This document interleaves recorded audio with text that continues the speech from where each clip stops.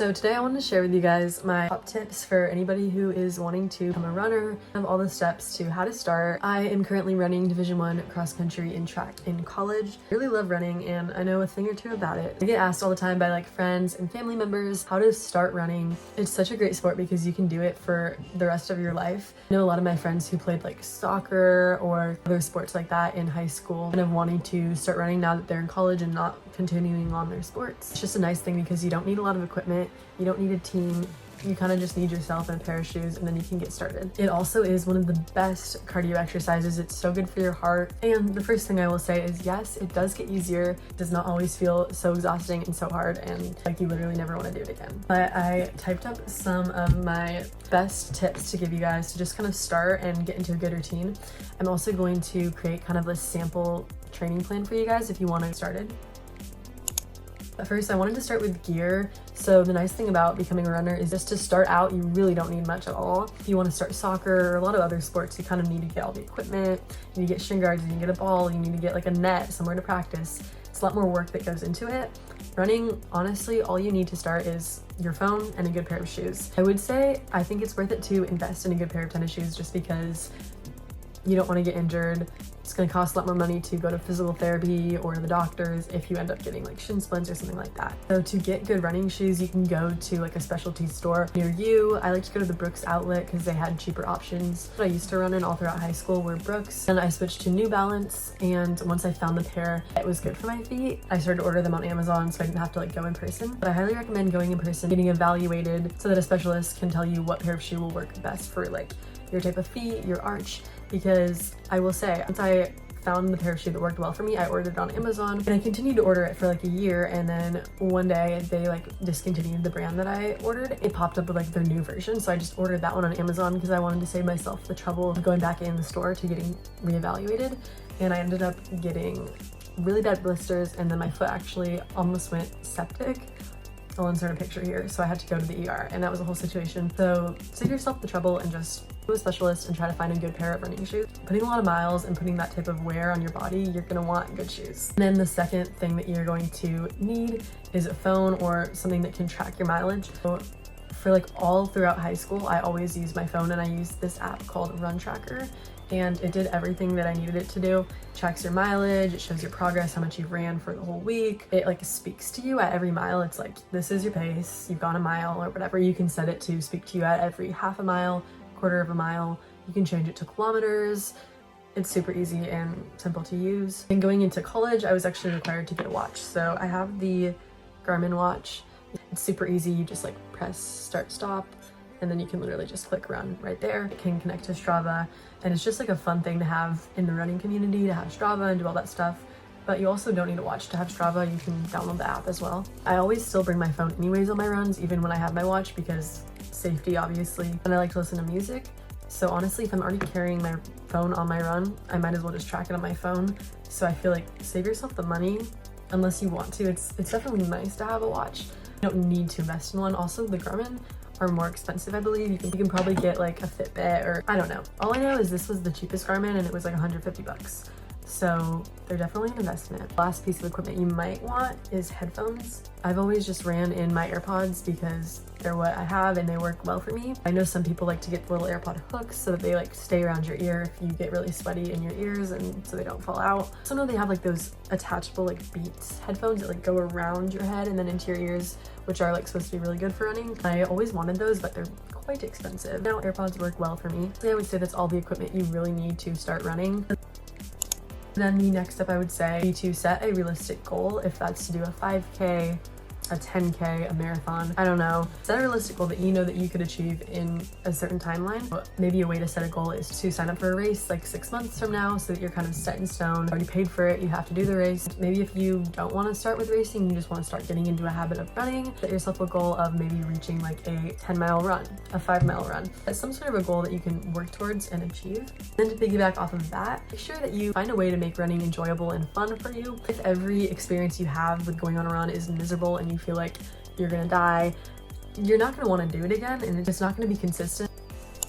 A way to make runs more enjoyable is one, listening to music.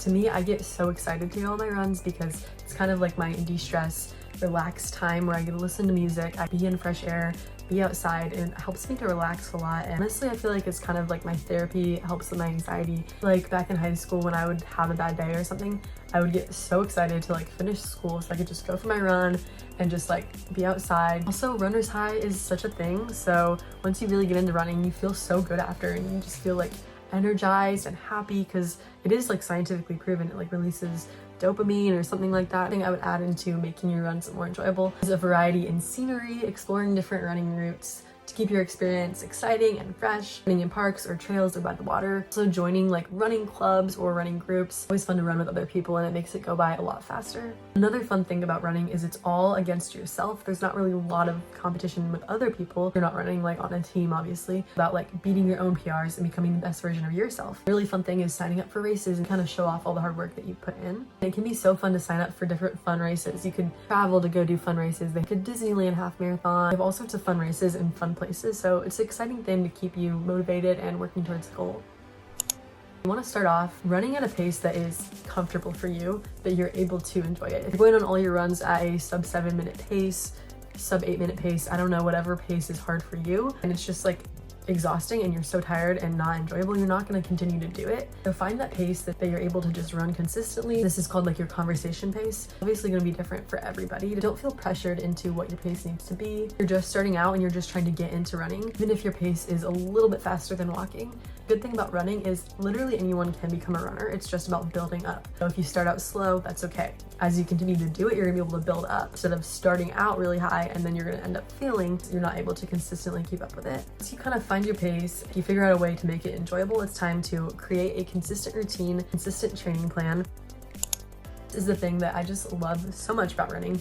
So I used to play soccer throughout high school for a long period of my life. I played for like around 10 years. The thing about soccer was you need a lot of skills to be really good at soccer, to go D1, to really develop as a soccer player. You need to have a ton of really good technical skills. You really need to be able to like shoot the ball well. You need to learn all these skills. It's not something that everybody has, and it takes a lot of learning and a lot of new skills and a lot of practice. Running takes a lot of overtime, running, building up mileage, building up your pace, but it doesn't require any skills. If you can just go out and run and continue to stay consistent, I fully believe that anyone can become a good runner. Really just about consistency and perseverance, because it is hard, and that's why not a lot of people do it. Gradually increase your mileage and intensity, and don't try to do too much too soon. A simple training plan for running, depending on what you're training for, your training plans are going to change, but if you're just trying to just start out as a runner and just make it part of your routine to do daily runs, weekly runs, whatever your goal is. It's always good to have an easy run, a medium run, and a long run. Depending on if you're doing races, you might add in some speed days in there, add in some cross training, some swimming, some biking, some walking. An example, say the most that you've ran without stopping is 1 mile. I would say that 1 mile is going to be your medium run,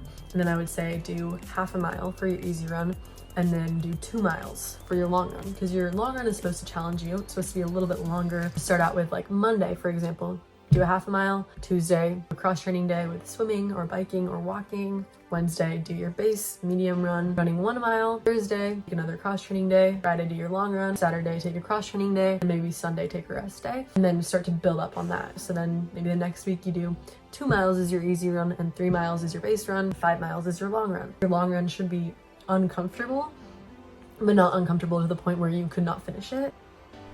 Also make sure to include your rest and your recovery. This is so important because it is so easy to get injured as a runner. It's doing strength training, that's really important to keep all the muscles surrounding your legs and your knees very strong so that you're not going to get plantar fasciitis, shin splints, runner's knee. There's a lot of things that can go wrong with your body when you run. So it's important to make sure that everything stays in check. Things that I would recommend for recovery is foam rolling, massage gun, using like a lacrosse ball at the bottom of your feet to roll out any sore muscles. Just try to make sure to prioritize your rest and recovery. 8 to 9 hours of sleep, eating well. That is all very important, and just as important as the runs themselves.